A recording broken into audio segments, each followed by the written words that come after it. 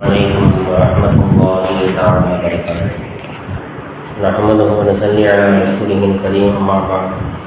وقد قال الله تعالى في القرآن العظيم وفي الفرقان المجيد: أعوذ بالله من الشيطان الرجيم. بسم الله الرحمن الرحيم.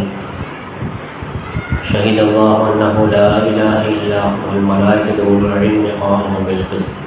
صدق الله مولانا العظيم. அளவற்ற அருளாளனும் நிகழ்ச்சி அன்புடையவனுமாகிய எல்லாம் அல்ல அல்லாஹ் தஆலாவின் திருநாமம் போற்றி துவங்குகின்றேன். சலாத்தும் சலாமும் ஈரோடு பெருமானார் முஹம்மது முஸ்தபா அஹ்மது முஜ்தபா ரசூலே கரீம் ஸல்லல்லாஹு அலைஹி வஸல்லம் அவர்களின் மீது அன்னான் நடைசுவட்டை வழியை பின்பற்றி வாழ்ந்த உத்தம சத்திய சஹாபாக்கள், தாபீஈன்கள், தபா தாபீஈன்கள், வலிமார்கள், ஷுஹதாக்கள், சாலிஹீன்கள், நல்லோர்கள், குறிப்பாக நம் அனைவரின் மீதும் அல்லாஹ்வுடைய ரஹ்மத் என்னும் கிருபை என்றென்றும் மட்டுமாக ஆமீன்.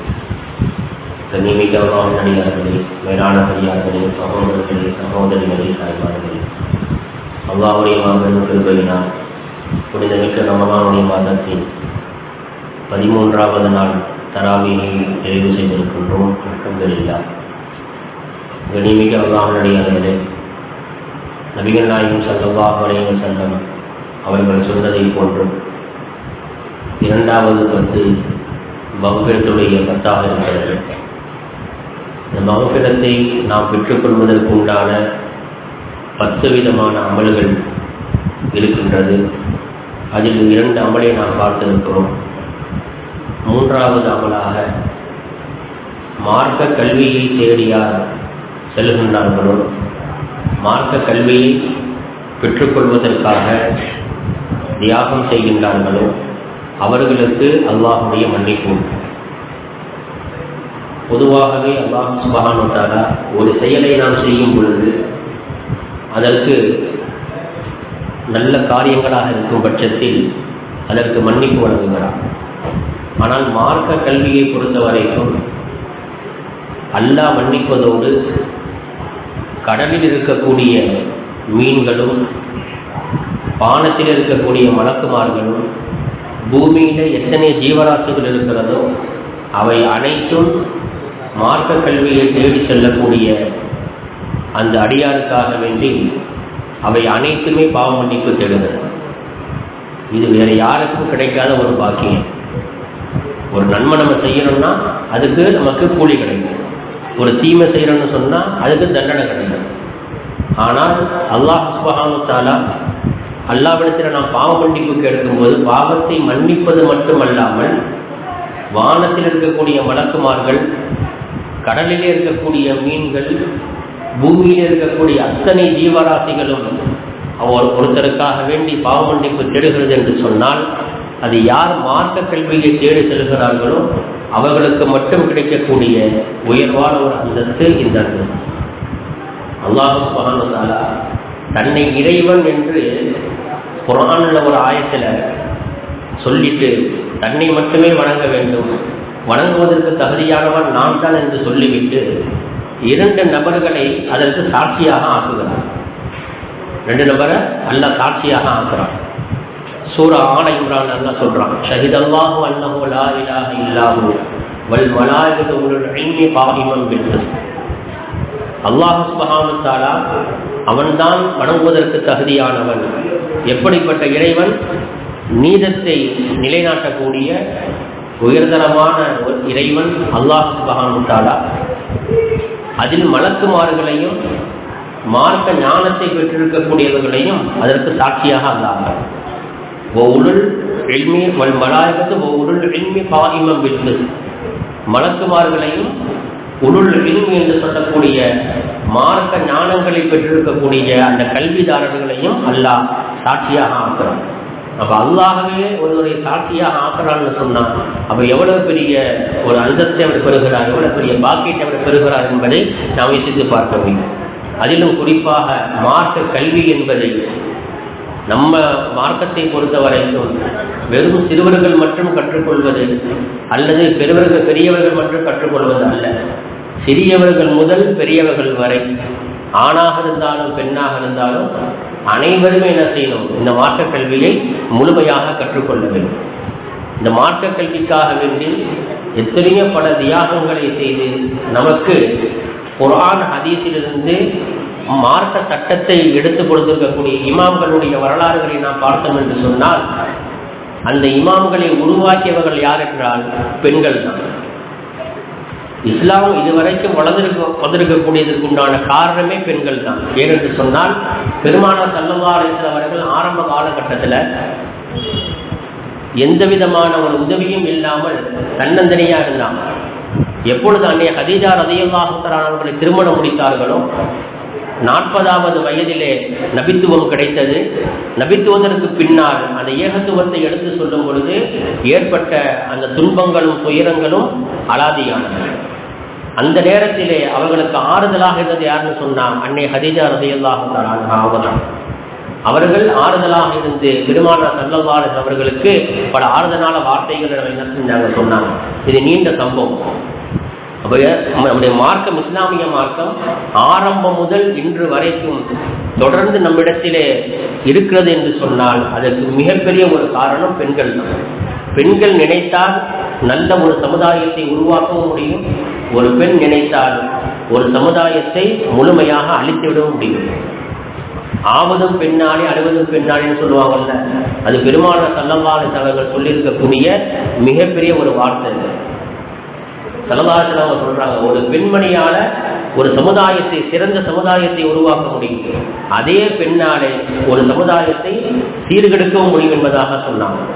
நம்முடைய பெண்கள், பெண் சமுதாயம் சமுதாயத்தை உயர்ந்த அந்தஸ்திற்கு கொண்டு போய் சேர்க்கக்கூடிய அப்படிப்பட்ட நல்ல சமுதாய மக்களாக உருவாக்கக்கூடியவர்களாக அல்லாஹ் ஆக்கிரமிப்பு புரிவானாக. அப்ப நம்முடைய இமாம்கள் உருவானதுக்கு உண்டான காரணம் யார் அப்படின்னு சொன்னா பெண்கள் தான். உதாரணத்துக்கு நாம் எடுத்துக்கொண்டால் அல்லாமா இப்னு ஹஜர் ரஹ்மத்துல்லாஹி அலைஹி அவர்கள். இவங்க யாருன்னா புகாரி ஷரீஃப், குர்ஆனுக்கு அடுத்தபடியாக இருக்கக்கூடிய ஹதீஸ் கிதாப் புகாரி ஷரீஃப். அந்த புகாரி ஷரீஃபுக்கு விரிவுரை எழுதலவங்க இமாம் இப்னு ஹஜர் ரஹ்மத்துல்லாஹி. அவங்க முழு குர்ஆனையும் மனப்பாடம் செஞ்சவங்க, ஹதீஸ் கலையில தேர்ச்சி பெற்றவங்க. இவங்களை உருவாக்கியது யார் தெரியுமா? அவங்களுடைய சகோதரி, அவங்க அக்கா தான். அவங்க அக்கா தான் என்ன செஞ்சாங்க, தன்னுடைய தம்பியை மார்க்க ஞானமுடையவராக, ஹாஃபிலாக, ஆலிமாக என்ன செஞ்சாங்க, உருவாக்கினாங்க. இன்னைக்கு நமக்கு புகாரி ஷரீஃபுக்கு விளக்க வேணும், புகாரில் இருக்கக்கூடிய ஹதீஸுக்கு விளக்க வேணும் அப்படின்னு சொன்னா அல்லாமா இப்னு ஹஜர் ரஹ்மத்துல்லாஹி அவர்கள் எழுதிய ஃபத்ஹுல் பாரி அப்படின்னு ஒரு கிதாப் இருக்கு. நிறைய வாலிம் எழுதியிருக்கிறாங்க, பல பாகங்கள். அது புகாரி ஷரீஃபுக்கு கிட்டத்தட்ட இன்ன வரைக்கும் 500க்கு மேற்பட்ட விரிவுரைகள் இருக்கு. அதுல அல்லாமா இப்னு ஹஜர் ரஹ்மத்துல்லாஹி அவங்க எழுதின விளக்க உரை இருக்கு பார்த்தீங்களா, மிக அருமையான விளக்க உரை அது. அப்ப இப்படி இவங்களை உருவாக்கியது யார் அப்படின்னு சொன்னா அவங்களுடைய சகோதரி. சரி, இவங்களுடைய வாழ்க்கை வரலாறு நாம் பார்க்கும் பொழுது அவங்களுக்கு திருமணம் முடியுது. திருமணம் முடிஞ்சு அவங்களுடைய மனைவியை பார்த்தோம்னு சொன்னா அவங்களும் ஹதீஸ் கலையில மிகவும் தேர்ச்சி பெற்றவங்க. அவங்களுடைய மனைவியும் ஹதீஸ் கலையில மிகவும் என்ன செஞ்சாங்க, அவங்க மிகவும் தேர்ச்சி பெற்றவங்க. உம்ஸ் ஹாத்தூன் அவங்க பேர். இப்னு ஹஜர் ரஹ்மத்துல்லாஹினுடைய மனைவி பேர் வந்து உம்ஸ் ஹாத்தூன். அவங்க கிட்டத்தட்ட ஒரு மஸ்ஜிது, யமன் தேசத்தில் இருக்கக்கூடிய ஒரு மஸ்ஜிதில், அந்த மஸ்ஜிதில் என்ன செய்வாங்க சொன்னா ஹதீஸ் கிதாபுகள் பாடங்கள் நடத்துவாங்க. ஆயிரக்கணக்கான மாணவர்களுக்கு திரைக்கு பின்னால் அமர்ந்து உம்ஸ் ஹாத்தூன் இந்த பெண்மணி பாடங்கள் நடத்துவாங்க. அப்ப அந்த பாடத்தில் இருக்கக்கூடிய ஒரு மாணவர் இமாம் ஸஹாபி ரஹ்மத்துல்லாஹி அவர்கள், அவங்க இப்னு ஹஜர் ரஹ்மத்துல்லாஹி கேட்பாங்கன்னா, எப்பொழுதுமே ஹதீஸ்லேயே இருக்கிறாங்களே, ஹதீஸ் பாடங்கள் நடத்திட்டு இருக்கிறாங்க, ஹதீஸ் பாடங்களே நடத்திட்டு இருக்கிறாங்க, குடும்பத்தெல்லாம் அங்கே நல்லா கவனிக்கிறாங்களா, உங்களை நல்லா கவனிச்சுக்கிறாங்களா, பிள்ளை நல்லா கவனிச்சுக்கிறாங்களா அப்படின்னு கேட்குறாங்க. அப்போ இப்னு ஹஜர் ரஹ்மத்துல்லாஹி அவங்க தன்னுடைய மனைவியை பற்றி சொல்றாங்க, எனக்கு நல்ல மனைவியாகவும் என்னுடைய பிள்ளைக்கு சிறந்த தாயாகவும் அவள் இருக்கின்றாள். இன்னும் சொல்ல போனால் ஒட்டுமொத்த மாணவர்களுக்கும் நல்ல ஷேகாக, நல்ல ஆசிரியராக இருக்கின்றார் என்பதாக தன்னுடைய மனைவியை பற்றி சொன்னாங்க. முழுக்க முழுக்க புகாரி ஷரீஃபுக்காக வேண்டியே தன்னுடைய வாழ்க்கையை அர்ப்பணம் செய்தவங்க தான் அந்த காலத்து பெண்மணிகள். அதே போன்று நம்முடைய பெண்மணிகள் என்ன செய்யணும், உருவாகும். இதே போன்று அல்லாமா அபு யூசுப் ரஹ்மத்துல்லாஹி இவங்க யாருன்னு சொன்னா இமாமுல் ஆலம் அபு ஹனீஃபா ரஹ்மத்துல்லாஹி அவங்கள்ட்ட பாடம் படித்தவங்க. இப்போ இவங்க மிகப்பெரிய இமாமாக உருவாகிறதுக்கு உண்டான காரணம் யார் அப்படின்னு சொன்னா அவங்களுடைய தாய் தான். ஆரம்ப காலகட்டத்தில் என்ன செஞ்சாங்கன்னு சொன்னால், அவங்க தாய் அபூ யூசுப் ரஹ்மத்துல்லாஹி அவங்கள வண்ணாங்கிட்ட அனுப்பிடுவாங்க. துணி துவைச்சு ஜாயின் பண்ணுறாங்கல்ல, வண்ணாங்கிட்ட அனுப்பிடுவாங்க. போய் அதை சம்பாதிச்சுட்டு வா, நமக்கு காசு தான் முக்கியம் அப்படின்னு. அவங்க என்ன செய்வாங்க, வீட்டிலிருந்து புறப்பட்டு அந்த வண்ணா கடைக்கு போகிறதுக்கு இடையில இமாம் அபூ ஹனீஃபா ரஹ்மத்துல்லாஹி அவர்கள் பாடம் நடத்தி கொண்டிருக்கக்கூடிய அந்த மஜ்லிஸை தாண்டி தான் போவாங்களாம். அந்த மஜ்லிஸை தாண்டி தான் போவாங்களாம். 2 நாள் போனாங்க, கடைக்கு போய் சம்பாதிச்சு கொண்டு வந்து அம்மாட்ட கொடுத்தாங்க. அடுத்தடுத்த நாட்கள் பார்க்கும் பொழுது சும்மா வெறுமனவே காசே கையில் இல்லை. வர்றாங்க போகிறாங்க. அப்புறம் தான் அவங்க அம்மா விசாரிக்கிறாங்க, எங்கே போயிட்டு வர, கையில் காசு இல்லை, எங்கே போயிட்டு வர அப்படின்னு. இது மாதிரி போகிற வழியில் அபூ ஹனீஃபா என்று சொல்லக்கூடிய மிகப்பெரிய மார்க் அறிஞர் பாடம் நடத்திட்டு இருக்கிறாங்க. அந்த பாடத்தில் போய் நான் உட்காந்துட்டு வந்தேன். அப்போ அந்த மாணவரை பார்க்குறாங்க, இவன் அபூ ஹனீஃபா ரஹ்மத்துல்லாஹி. பிறகு அவங்க அம்மா என்ன செய்கிறாங்கன்னு சொன்னால், அபூ ஹனீஃபா கிட்ட வர்றாங்க, என் பையனை வந்து நீ பிரெயின் வாஷ் பண்ணி நான் அவனை சம்பாதிக்க அனுப்புனா நீ என்ன செய்கிற, பாடத்தில் உட்கார வச்சு ஹதீஸ் அவனுக்கு சொல்லி கொடுத்துட்டு இருக்கிறியா அப்படின்னு என்ன செஞ்சாங்க, வந்து கம்ப்ளைண்ட் பண்ணுறாங்க. யார்கிட்ட, இவன் அபூ ஹனீஃபா ரஹ்மத்துல்லாஹி. அப்போ அபூ ஹனீஃபா ரஹ்மத்துல்லாஹி சொன்னாங்கன்னா, உங்கள் மகனுடைய எதிர்காலத்தை நான் எப்படி பார்க்கிறேன் என்று சொன்னால், அரசர்களுக்கு மத்தியில், பெரும் அரசர்களுக்கு மத்தியில் உயர்தரமான ஃபாலூதா என்று சொல்லக்கூடிய உயர்தரமான பானம் அது. இப்போ இன்னைக்கு நம்ம மந்தி கடைக்கெல்லாம் போனோம்னா ஃபலூடான்னு சொல்லுவாங்க. அது எங்கேருந்து வந்தது, அது இங்கேருந்து வந்தது தான். புதுசாக பேரை மாற்றி என்ன செய்யறான், நமக்கு கொடுக்குறான், அதே நம்ம குடிச்சிட்டு வரோம். ஃபாலூதா அப்படிங்கிற ஒரு உயர்தரமான பானத்தை அவர் என்ன செய்வார், அருந்துவார் அப்படின்னு சொன்னாங்க. சரி, உடனே அந்த அம்மா என்ன செஞ்சிட்டாங்கன்னு சொன்னால், அபூ யூசுப் ரஹ்மத்துல்லாஹி அவங்க வந்து உங்கள்கிட்ட பாடங்கள் படிச்சுக்கிட்டு அப்படி ஹதீஸ் கலையை படிக்கிறாங்க. பிற்காலத்தில் ஹாரூன் ரஷீத் என்று சொல்லக்கூடிய மிகப்பெரிய அரசர் அவருடைய சபையிலே சபையில் அமர்ந்திருக்கிறாங்க. அப்பொழுது ஒரு பானம் கொண்டு வரப்படுது. என்ன பானம்னா, அந்த ஃபாலூடா என்று சொல்லக்கூடிய அந்த பானம் கொண்டு வரப்படுது. அதை வாங்கின உடனே அபூ யூசுப் ரஹ்மத்துல்லாஹி வந்து அபூ ஹனீஃபா ரஹ்மத்துல்லாஹி சொன்னாங்கல்ல, அந்த சொன்ன ஞாபகம் வந்துச்சு அவங்களுக்கு. இது மாதிரி அபூ ஹனீஃபா ரஹ்மத்துல்லாஹி நம்முடைய ஆசிரியர் சொன்னாங்க, அரசர்களுடைய சபையில் நீ அமர்ந்து இது போன்ற உயர்தரமான பானத்தை அருந்துவா என்று சொன்னாங்க. எனக்கு அது ஞாபகம் வந்துருச்சு அப்படின்னு செஞ்சாங்க சொன்னா அபூ யூசுப் ரஹ்மத்துல்லாஹி சொல்லுவாங்க. அப்ப ஒரு பிள்ளையை நல்ல பிள்ளைகளாக, சாலிஹீன்களாக, ஆலிம்களாக, ஆபில்களாக உருவாக்கக்கூடிய திறமையும் திராணியும் யாருக்கு இருக்கிறது என்று சொன்னால் அது தாய்மார்களுக்கு தான். அவர்கள் மனது வைத்தால் தன்னுடைய பிள்ளைகளை உயர்ந்த அந்தஸ்திற்கு கொண்டு செல்லக்கூடிய ஆலிம்களாக, ஆபில்களாக, முக்திகளாக கூட ஆக்க முடியும். அந்த அடிப்படையிலே தான் அல்லாஹ் சுப்ஹானஹு வ தஆலா மார்க்க ஞானத்தை தேடி யார் செல்லுகின்றார்களோ அவர்களுக்கு அல்லாஹ் மன்னிப்பை வழங்குகின்றான். அல்லாஹ் சுப்ஹானஹு வ தஆலா நமக்கும் இந்த மார்க்க கல்வியை கற்றுக்கொள்ளக்கூடிய உயர்ந்த பாக்கியத்தை தருவானாக. நம்முடைய பெண்மணிகள் பிள்ளைகளை மார்க்கத்தை சார்ந்து வளர்த்தெடுக்கக்கூடிய பிள்ளைகளாக ஆக்கக்கூடிய ஒரு பாக்கியத்தை நம்முடைய தாய்மார்களுக்கு எல்லாம் தந்தல் புரிவானாக. வாஹிரு தாவானில் அல்ஹம்துலில்லாஹி ரப்பில் ஆலமீன். அஸ்ஸலாமு அலைக்கும் வரஹ்மத்துல்லாஹி தஆலா வபரகாத்துஹு. இந்த அடிப்படையில் தான் அல்லாஹ்வுடைய கிருபையினால அல் மதரசத்துல் ஹஸனியா லில் பனாத் முபல்லிகா ஆன்லைன் வகுப்பு ஆரம்பிக்கப்பட்டு 2 ஆண்டுகள் நிறைவுற்றது. இப்போ 3வது ஆண்டில் மதரசா அடியெடுத்து வைக்கிறது. இதில் என்ன செய்யணும்னு சொன்னால், இதில் வந்து எல்லாருமே என்ன செய்யணும், இந்த மதரசாவில் ஓதலாம். வயது வரம்பு கிடையாது. பெண்கள் மட்டும் வயதிற்கு வந்தவங்கள்லேருந்து பாட்டியாக உள்ளவங்க வரைக்கும் என்ன செய்யலாம், இந்த மதரசாவில் ஓதலாம். குர்ஆனே ஓத தெரியாதா, ஓத கற்றுக்கலாம். எனக்கு 50 வயசு ஆயிடுச்சு, குர்ஆன் ஓத தெரியல, குர்ஆன் கற்றுக்கலாம். பெண்கள் என்ன செய்வாங்க, குர்ஆனை ஓத கற்றுக் கொடுப்பார்கள். அந்த அடிப்படையில் அல்லாஹ் சுப்ஹானஹு வ தஆலாவுடைய மாபெரும் கிருபையினால மதரசா ஆரம்பிக்கப்பட்டு இது 3வது ஆண்டு அடியெடுத்து வைக்குது.